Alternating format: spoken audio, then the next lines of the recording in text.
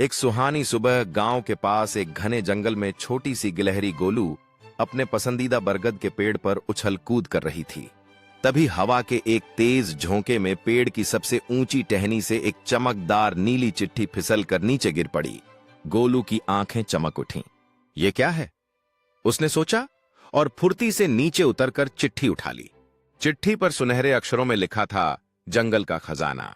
गोलू का दिल जोर जोर से धड़कने लगा। उसने चिट्ठी खोली तो उसमें एक नक्शा था जिसमें जंगल के बीच एक चमकता तारा बना था।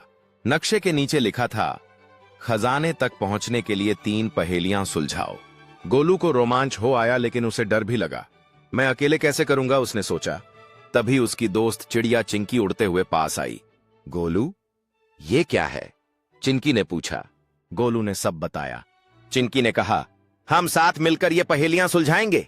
गोलू को हिम्मत मिली और दोनों नक्शे के रास्ते पर चल पड़े।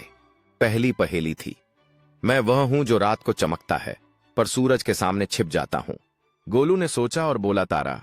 चिंकी ने खुशी से चहकते हुए कहा, सही है, एक जादुई रास्ता खुल गया। दूसरी पहेली थी, मैं बहता हूं पर मेरे पैर नहीं, मैं प्यास बुझाता हूं पर खुद कभी नहीं पीता। गोलू और चिंकी नदी के किनारे पहुंचे।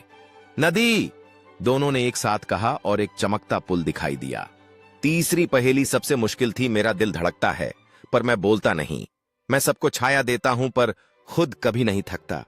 गोलू ने चारों ओर देखा और बरगद के पेड़ की ओर इशारा किया। पेड़, उसने कहा। तभी पेड़ की जड़ों के पास एक चमकता संदूक प्रकट हुआ। संदूक खोला तो उसमें ढेर सारे रंग बिरंगे बीज थे।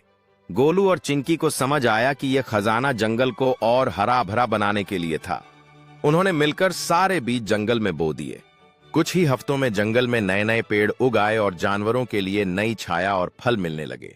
सीख गोलू और चिंकी ने सीखा कि असली खजाना पैसे या चमकदार चीजों में नहीं, बल्कि दोस्ती और प्रकृति की देखभाल में है। जब हम मिलकर मेहनत करते हैं और प्रकृति का ख्याल रखते हैं तो हमारा जंगल हमेशा खुशहाल रहे।